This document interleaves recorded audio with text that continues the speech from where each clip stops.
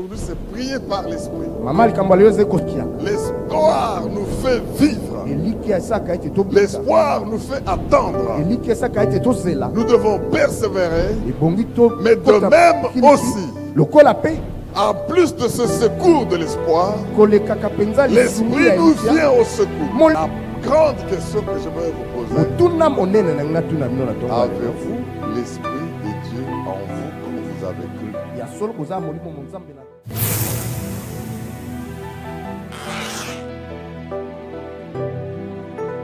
Notre Dieu, bien-aimés frères et sœurs dans le Seigneur, partout où vous êtes, soyez bénis. Diamambo Kalonji, Chibadibadi, serviteur de Dieu pour vous, nous allons encore apporter une parole d'espérance pour ceux qui sont en Jésus-Christ. Je vous prie, bien-aimés, de prendre au sérieux votre vie avec le Seigneur, surtout quand il s'agit de la prière. La seule chose que les disciples ont demandé à leur maître de leur enseigner. Ils n'ont pas dit: enseigne-nous comment prêcher bien, enseigne-nous comment faire les miracles, enseigne-nous. Non, enseigne-nous comment prier.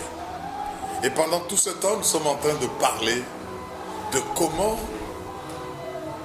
avoir le Saint-Esprit comme secours dans la prière, l'intercession et la prière. Aujourd'hui, vous allez savoir et découvrir pourquoi et comment il faut prier par l'Esprit.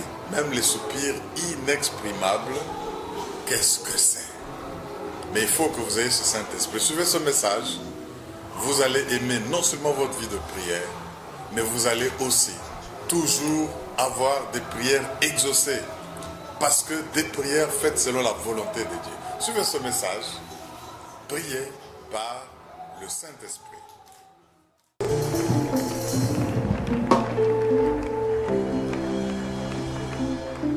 Père, nous sommes heureux parce que tu es le Dieu qui nous donne de l'honneur. Tu nous ramasses dans la poussière, tu nous ramasses à la poubelle et tu nous fais asseoir avec les grands. Oh, merci de nous valoriser, de nous laver, de nous sanctifier par ton sang. Nous venons te glorifier. Agrée notre louange, accepte notre adoration. Prends plaisir, Seigneur, c'est pour cela que nous sommes là.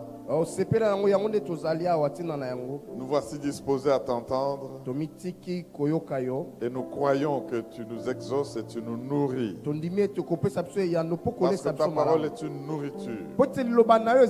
Et où pouvons-nous aller encore? Parce qu'auprès de toi, il y a la parole de la vie. Merci de bénir ton peuple. Oh, cher Saint-Esprit, merci de bouger en ces lieux.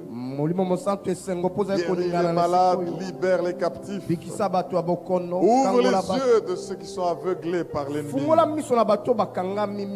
Et fait que Christ soit toujours élevé. Et qu'il attire vers lui les hommes, tous les hommes. Merci Seigneur. Parce que tu vas faire plus que ce que nous pensons et imaginons. Au nom de Jésus-Christ. Et le peuple de Dieu dit Amen. Est-ce que tu peux acclamer très fort? Est-ce que quelqu'un peut pousser un cri de joie? Au nom de Jésus. Alléluia. Amen. Veuillez bien vous asseoir, bien-aimés. Waouh, il faut passer de bons moments en présence du Seigneur. Et quand vous le passez, comme nous l'avons entendu, le Seigneur nous transforme dans la même image. Nous devenons qui il est. Et ça fait plaisir parce que nous continuons à marcher dans notre mission, dans notre vocation. Encore une fois, bien-aimés frères et sœurs, bonjour et que le Seigneur vous bénisse. Je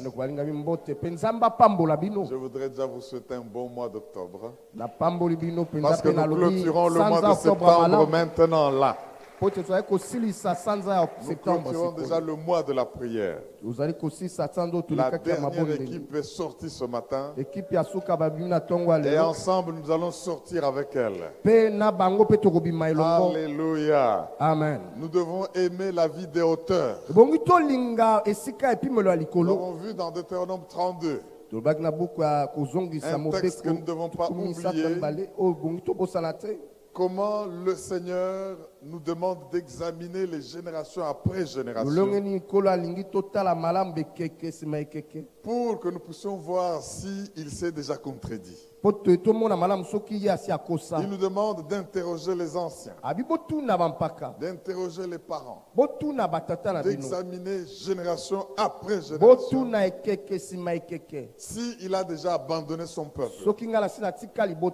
Mais il constate que vous allez vous rendre compte que quand il trouve son peuple dans une désolation, il s'en occupe. Il le réveille.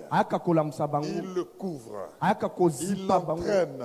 Il l'équipe. Il le forme. Et il l'impose dans sa destination. Et il prend comme image l'aigle. Est-ce que quelqu'un peut faire ça? Alléluia. Amen. Si ton voisin ne comprend pas, dis-lui que nous sommes une génération de aigles maintenant. Parce que si Dieu lui-même se compare à l'aigle qui entraîne ses enfants, nous-mêmes nous devons être ces aiglons. Est-ce que tu peux dire Amen? Et nous avons aimé la vie des hauteurs et nous allons continuer comme ça. Alléluia. Amen. La vie des hauteurs. Et dans Exode chapitre 19, dans Exode 19, Dieu pose la question. Si vous lisez les 5 premiers versets, regardez comment je vous ai fait sortir de l'Égypte. Et je vous ai porté comme sur les ailes d'aigle. Et je vous ai apporté vers moi. Comme pour dire que vous étiez sous une main puissante. Une main d'oppression. Une main de fer. Mais cette main n'a pas résisté devant moi. Et je vous ai porté comme sur des ailes d'aigle. Comme pour dire, mes frères et sœurs, quelle que soit la situation dans laquelle vous vous trouvez, quel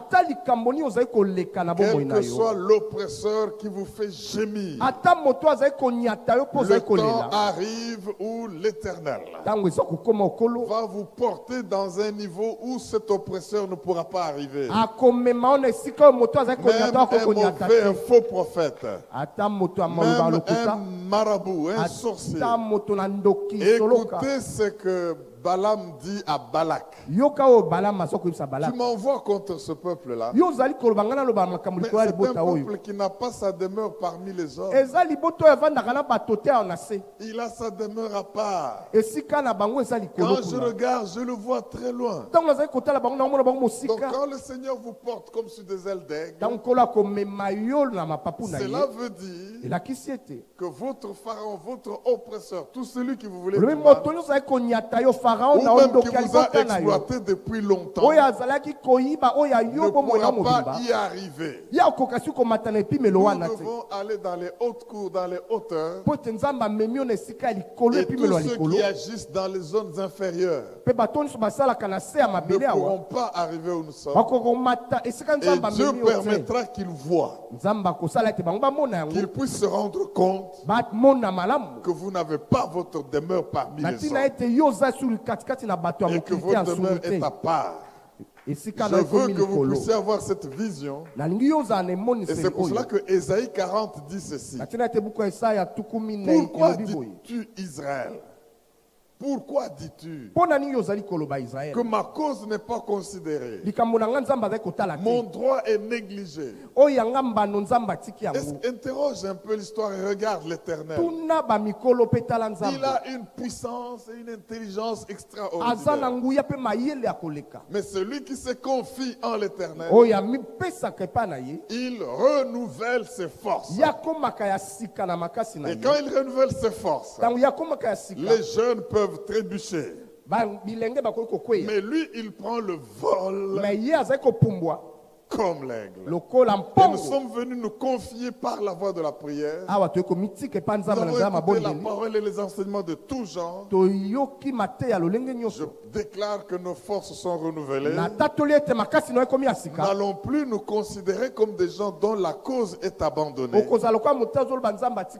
Parce que Dieu ne peut pas nous négliger. Je parle de ceci pour que votre foi puisse augmenter. Et c'est pour cela que la promesse du mois nous dit, dans Romains chapitre 8, verset 34, dans toutes ces choses, nous sommes plus que vainqueurs. Dans toutes ces choses, nous sommes plus que vainqueurs. Mes frères et sœurs, le sujet de mon message d'aujourd'hui, c'est prier par l'esprit. Prier par l'esprit. Est-ce que quelqu'un peut dire Alléluia? Alléluia. Commençons par Romains chapitre 8. Après que nous ayons compris que notre demeure est à part et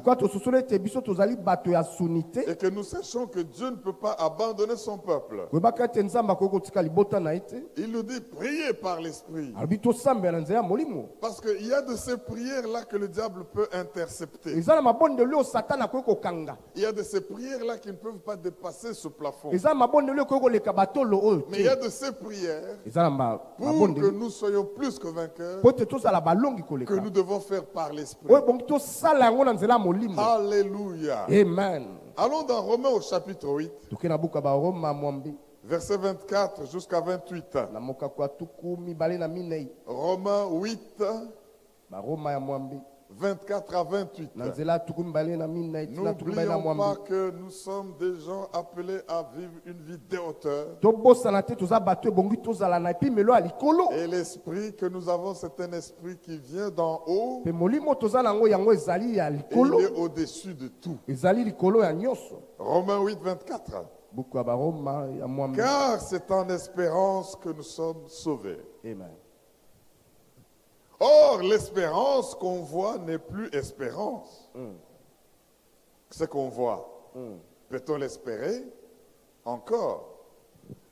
Mais si nous espérons ce que nous ne voyons pas, nous l'attendons avec persévérance. Si nous espérons ce que nous ne voyons pas, nous l'attendons avec persévérance. S'il y a quelque chose que tu attends de Dieu que tu n'as pas encore eu,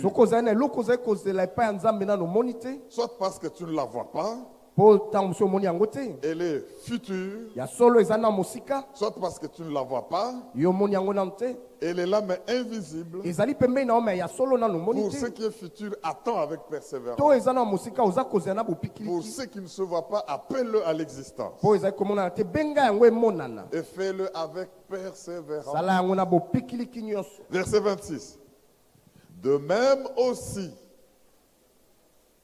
l'Esprit nous aide dans notre faiblesse. Amen. Car nous ne savons pas ce qu'il nous convient de demander dans nos prières, mais l'Esprit lui-même intercède par des soupirs inexprimables. Amen.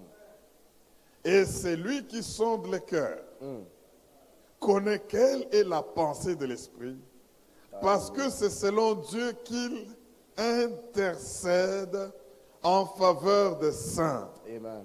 Nous savons du reste que toute chose concourt au bien de ceux qui aiment Dieu, Alléluia. de ceux qui sont appelés selon son dessein. Est-ce que quelqu'un peut acclamer la parole de Dieu? Oh, gloire à l'agneau de Dieu. Alléluia. Amen. Bien-aimés, rentrons au verset 26. La Bible dit, de même aussi. Ça, c'est une comparaison. Mais il compare à quoi? De même aussi. C'est-à-dire, parallèlement à ce que nous venons d'entendre, parallèlement au fait que l'espérance nous soutient, parce que le monde soupire, la création entière soupire, de même aussi l'esprit nous vient au secours. Mes frères et sœurs, je voudrais que quand nous regardons cela,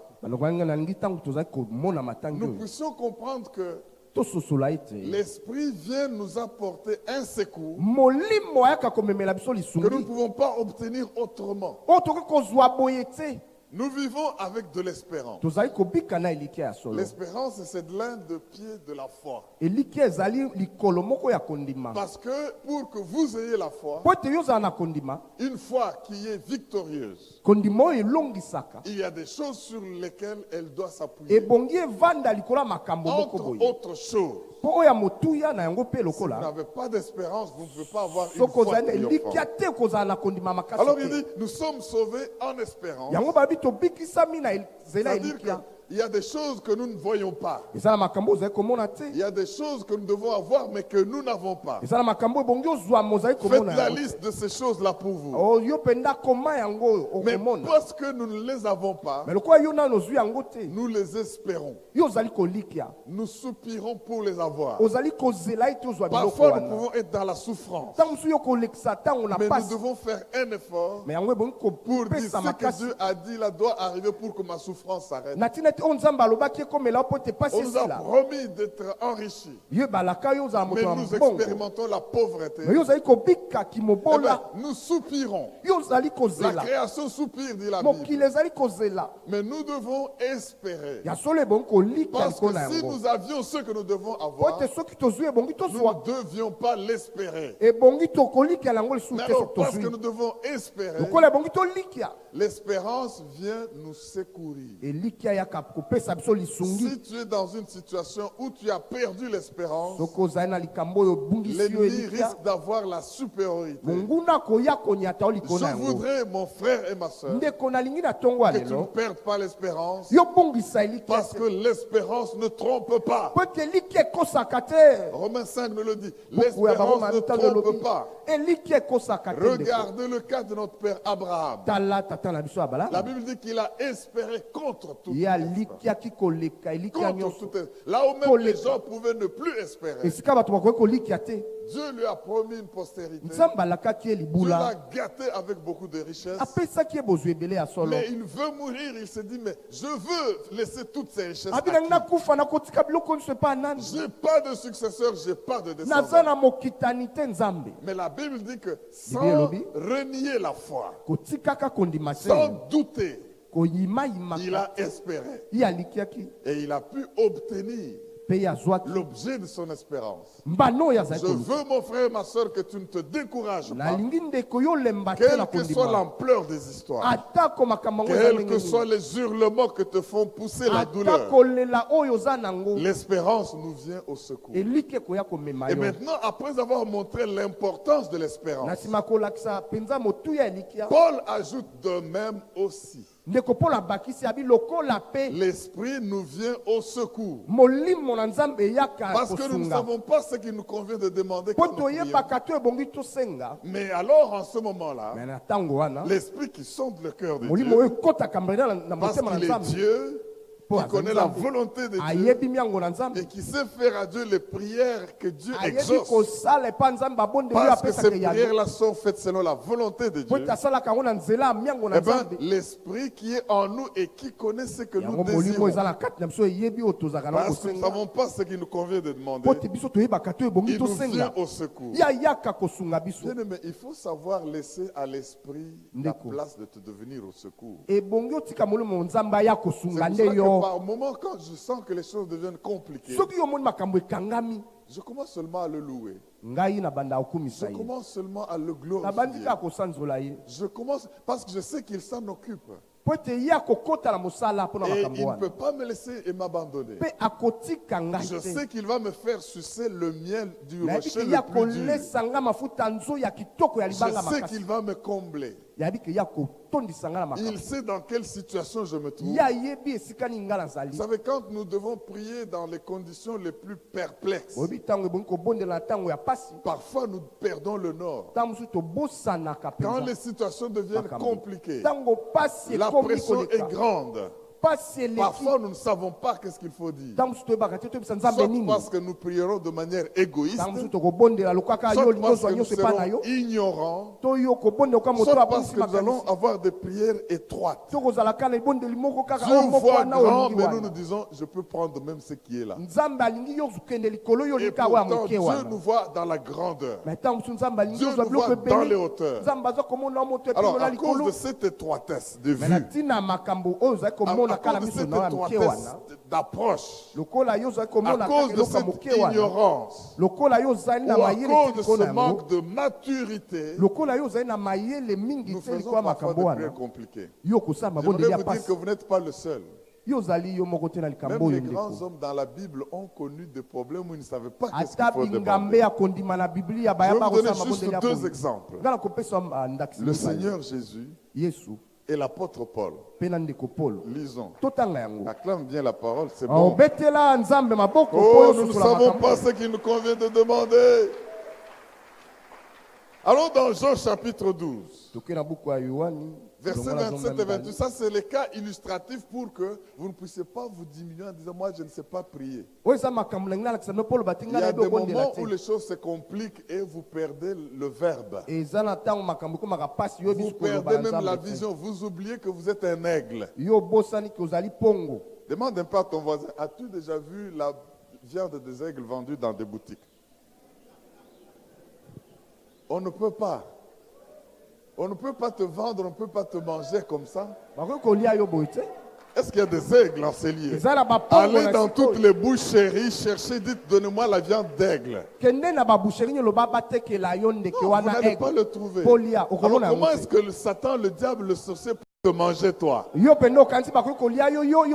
peuvent pas te manger, tu es dans... Oh, Alléluia. Amen. Mais quand les choses deviennent compliquées, on perd le nord. On perd la vision.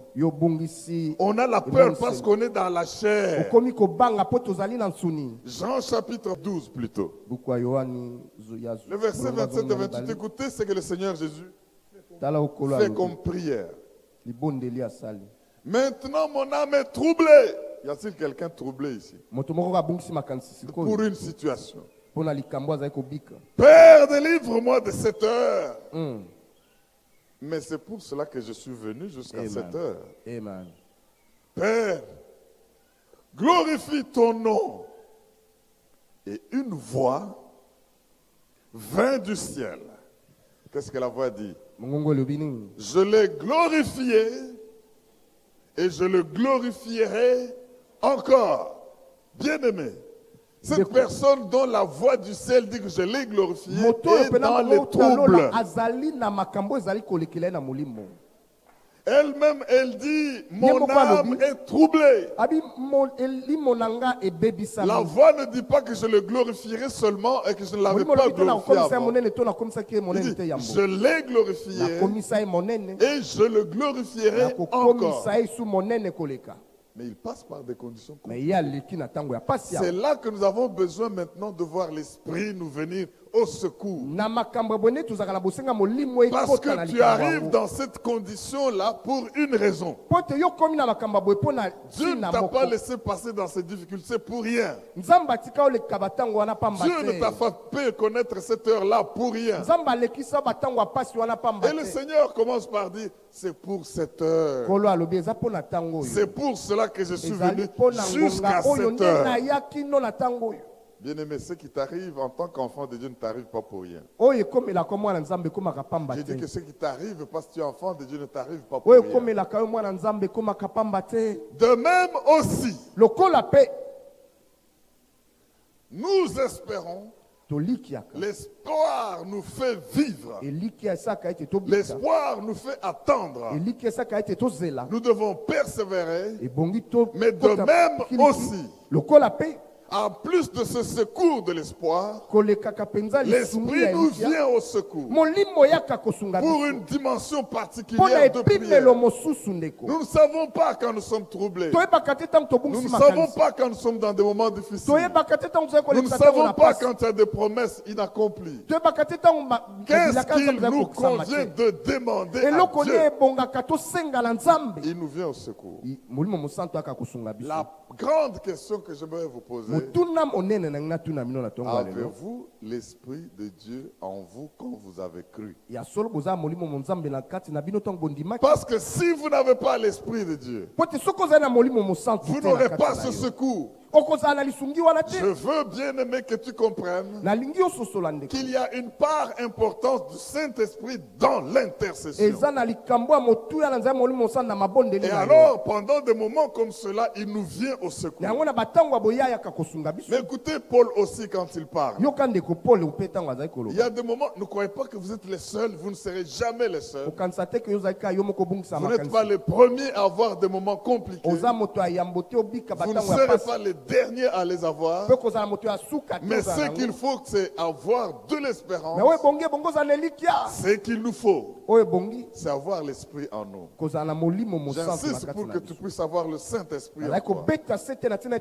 Philippiens chapitre 1er, versets 21 à 24. Philippiens 1, 21 à 24. Celui qui a trouvé dit Amen. Amen. Philippiens chapitre 1er. Paul dit ceci: car Christ est ma vie. Et la mort m'est un gain. Mais s'il est utile pour mon œuvre que je le vive dans la chair, je ne saurais dire ce que je dois préférer. Alléluia. Amen. Je suis pressé de deux côtés. J'ai le désir de m'en aller. Alléluia. Et d'être avec Christ. Ce qui de beaucoup est le meilleur. Mais à cause de vous, il est plus nécessaire que je demeure dans la chair. Est-ce que quelqu'un peut dire Amen? Amen. Je suis pressé de deux côtés. J'ai le désir de m'en aller et d'être avec Christ, ce qui est de beaucoup le meilleur. Mais à cause de vous, il est plus nécessaire que je demeure dans la chair. Mes frères, quand vous regardez ce genre de prière, vous comprenez une chose, c'est que nous sommes là devant un mystère. Quel mystère? Nous sommes là devant un domaine spirituel où nous devons comprendre que quand nous prions, nous faisons intervenir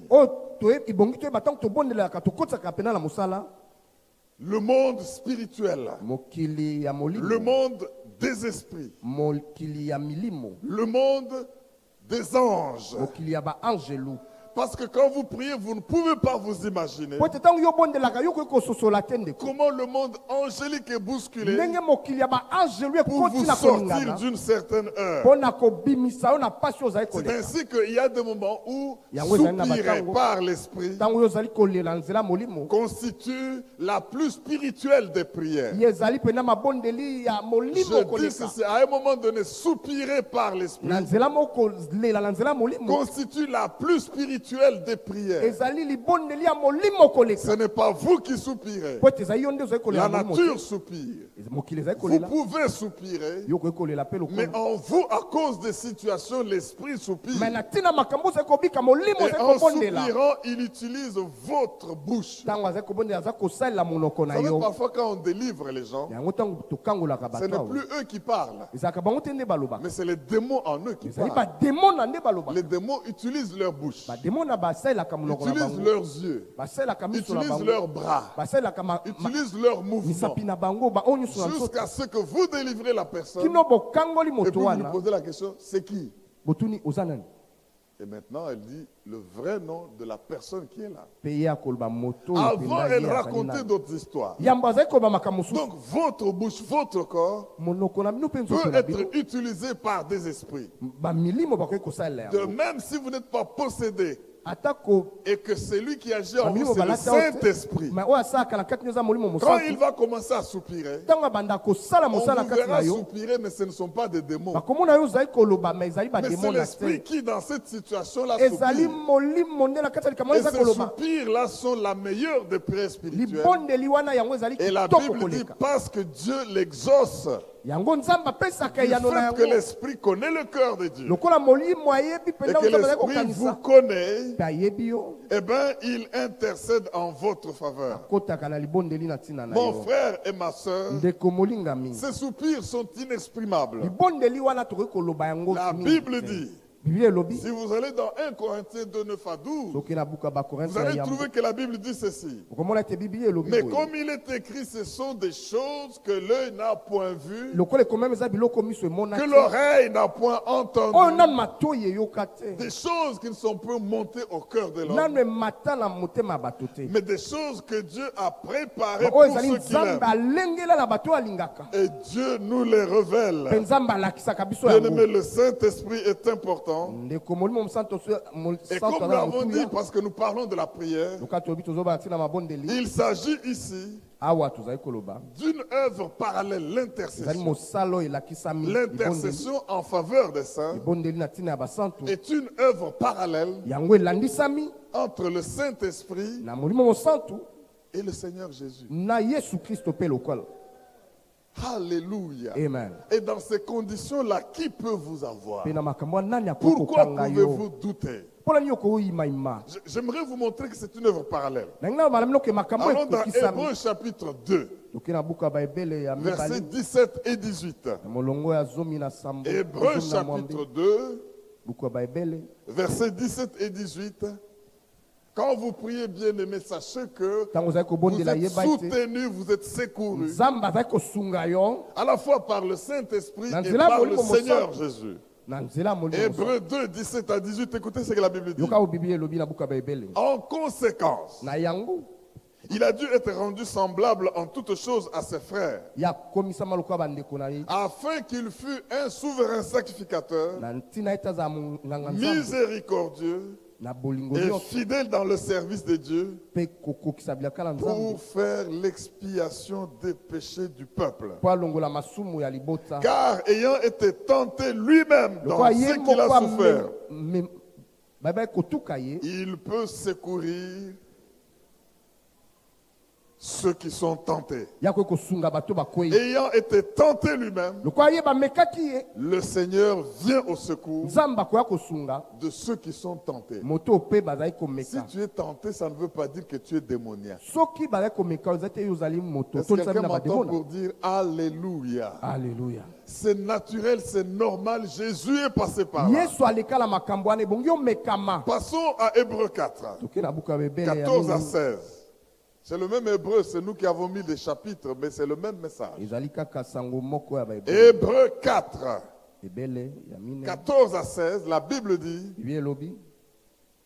puisque nous avons un grand souverain sacrificateur qui a traversé les cieux, Jésus, le Fils de Dieu, demeurons fermes dans la foi que nous professons, car nous n'avons pas un souverain sacrificateur qui ne puisse compatir à nos faiblesses. Au contraire, il a été tenté comme nous en toutes choses, sans commettre de péché. Approchons-nous donc avec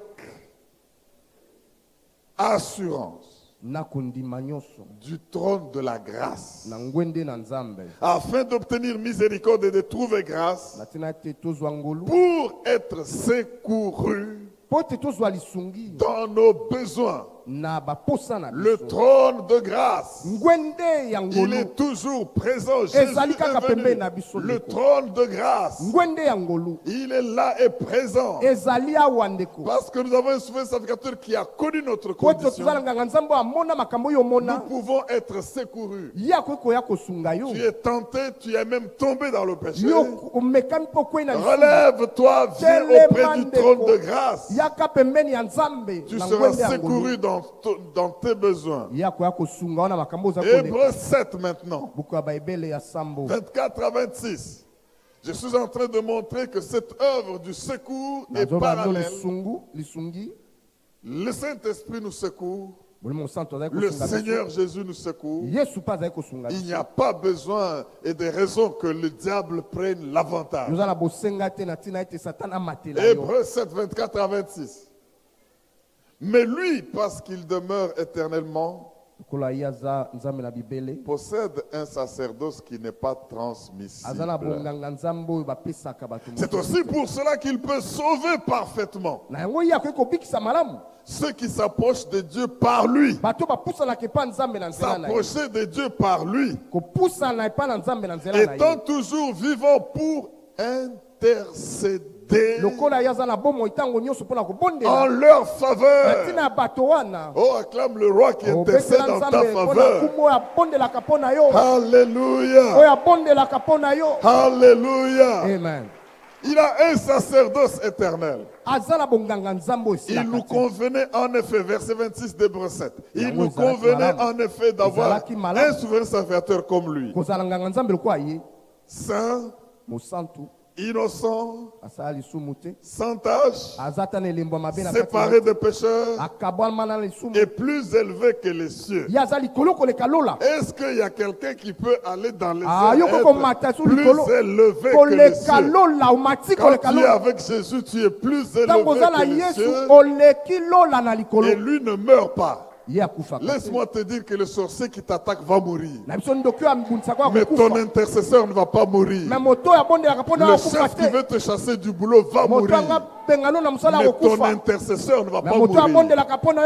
Il nous convenait d'avoir quelqu'un comme ça. Il ne meurt pas. Il reproche ça parce qu'il est saint. Il est séparé des pécheurs. Il est plus... Oh mon Dieu. Alléluia. Je veux que vous puissiez comprendre que même si les hommes refusaient d'intercéder pour vous, il y en a deux qui intercèdent pour vous. J'ai dit que même si tout le monde refusait d'intercéder pour vous, soyez seulement sûr que vous êtes enfant de Dieu. C'est pour cela que j'ai dit il faut savoir prier par l'Esprit. Si tu n'as pas encore reçu le Saint-Esprit, c'est l'Esprit qui est le cachet qui nous fait reconnaître que nous sommes son peuple. C'est l'Esprit qui fait nous distinguer avec ceux qui sont du monde. Le monde ne connaît pas cet esprit. Et étant le peuple de Dieu, nous sommes ces aigles-là. Quand nous montons dans les cieux, c'est plus élevé que les cieux. Parce que nous sommes en Christ plus élevé que les cieux. Alors, as-tu reçu le Saint-Esprit? As-tu la manifestation des dons du Saint-Esprit? Tu peux le demander à l'instant. Et il va se manifester si tu es repentant. C'est la seule condition. Parce que si tu n'as pas l'Esprit de Dieu, tu n'appartiens pas à Dieu. Tout le monde qui est sur la terre n'appartient pas à Dieu. Seuls ceux qui l'ont reçu. Car tous ceux qui l'ont reçu, il a donné le pouvoir de devenir enfants de Dieu, qui ne sont pas nés de la chair ni du sang, mais de Dieu. Et ceux-là, ils reçoivent en eux l'Esprit.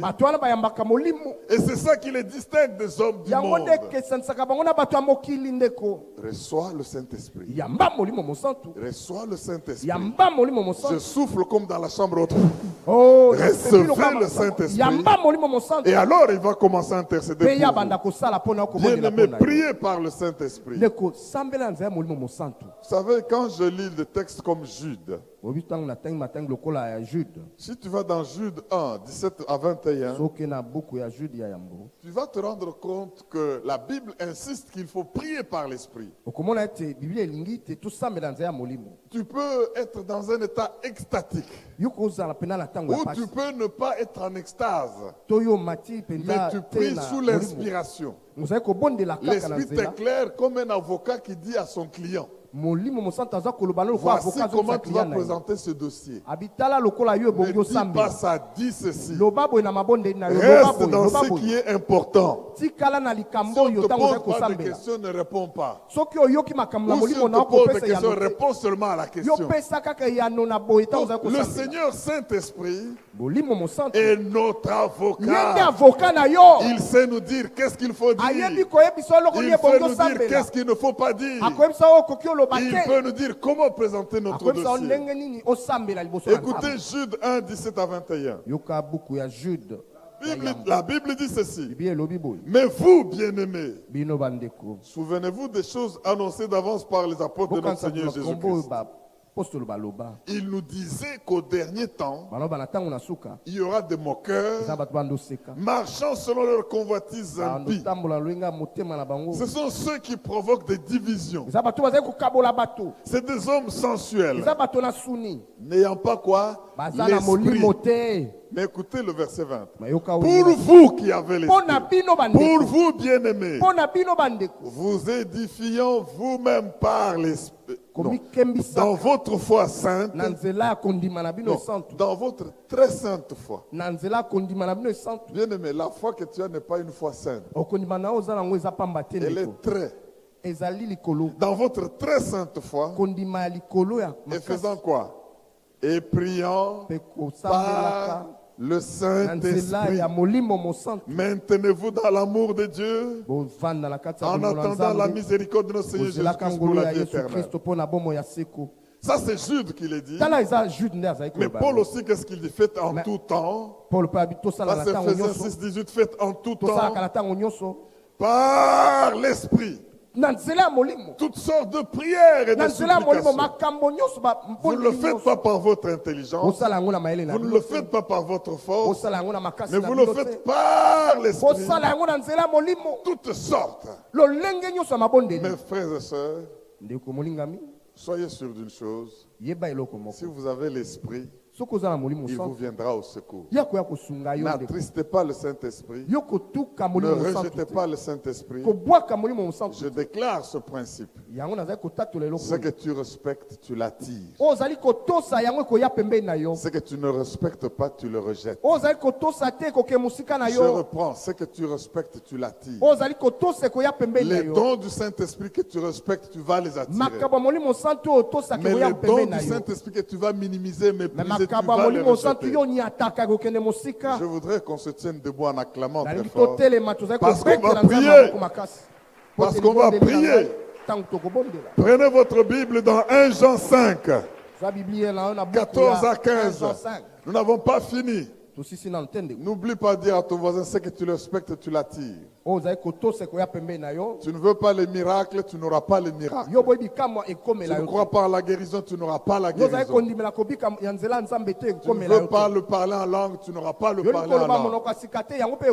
Tu n'aimes pas le Saint-Esprit parce qu'il te fait tomber par terre, tu n'auras pas le Saint-Esprit. Tu n'aimes pas le Saint-Esprit parce qu'il te fait parler des choses que les autres ne comprennent pas. Eh bien, tu n'auras pas le Saint-Esprit. Ce que tu respectes, tu l'attires. Respecte le Saint-Esprit. Respecte les dons du Saint-Esprit. Respecte la prophétie. Tu vas attirer la prophétie. Alléluia. Nous allons prier par le Saint-Esprit. La parole de Dieu est catégorique. Priez par le Saint-Esprit. Édifiez-vous pour votre très sainte foi. Cette grâce soit sur chacun au nom de Jésus. 1 Jean 5, 14, 15. Nous allons lire ça ensemble. Nous avons auprès de lui. 1. Nous avons auprès de lui cette assurance que si nous demandons quelque chose selon sa volonté, il nous écoute. Et si nous savons qu'il nous écoute, quelque chose que nous demandons, nous savons que nous possédons la chose que nous lui avons demandée. Est-ce que quelqu'un peut dire Amen? Amen. Le Seigneur t'écoute. Comme je le dis toujours, tout ce que tu demandes est une chose pour Dieu. La chose que nous demandons, tu demandes le mariage, c'est une chose. Tu demandes l'argent, c'est une chose. Tu demandes la guérison, c'est une chose. Tu demandes le voyage, c'est une chose. Tu demandes la maternité, c'est une chose. Et si c'est une chose, ça n'a pas de prix particulier auprès de Dieu qui nous a donné Jésus-Christ. Comment ne nous donnera-t-il pas toutes choses? Mais nous avons auprès de lui cette assurance que si nous demandons selon sa volonté, il nous écoute. Mais qui mieux que le Saint-Esprit connaît la volonté de Dieu? Je dis qui mieux que le Saint-Esprit connaît la volonté de Dieu? Ne dis pas le nom de ta chose à ton voisin. Ce sont des choses. Nous les appelons choses pour aussi que le voisin ne soit pas jaloux que tu demandes des grandes choses. Et tu peux dire à une personne, ne sois pas jaloux de moi, demande seulement des grandes choses. Quand j'aurai mes choses, ne sois pas jaloux de moi. Et tu vas commencer à me regarder alors que nous sommes là en train de demander des choses. Au nom de Jésus, je déclare ici que le Seigneur accomplit ce qu'il a promis pour sa gloire au nom de Jésus-Christ. Amen. Celui qui le soit dit Amen. Maintenant, avec tes choses, allons dans Psaume 103. Nous sommes en train de prier. Tu n'as pas envie de prier, mais tu vas prier. Nous sommes en train de crier à Dieu. Pourquoi? Pour les choses. Nous sommes en train de prier pourquoi? Pour les choses. Et nous prions par l'esprit. S'il y a quelqu'un qui croit, qui sent qu'il n'a pas l'esprit, qu'il avance ici. Parce qu'autrement tu perds le temps. Tu crois que tu n'as pas reçu le Saint-Esprit. Tu l'entends seulement parler. Les gens d'Éphèse n'en ont même pas entendu parler. Mais toi tu en entends parler. Sois sûr que tu l'as, parce que c'est par l'Esprit que nous allons prier. Pendant que nous déclarons ces choses, si tu n'as pas le Saint-Esprit, avance. C'est lui qui va te secourir. Psaume 103, 1 à 5. Mon âme,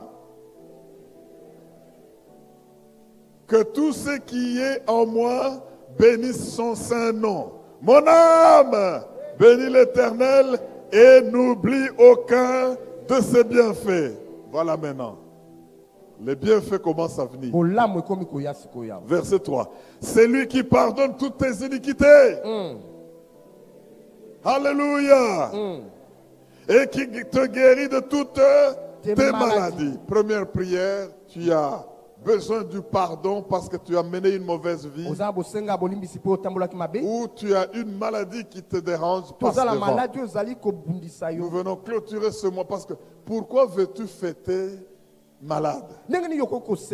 Pourquoi veux-tu fêter sans ton Yom Kippour, ta purification? La fête de Tabernacle commence par le réveil et par la purification.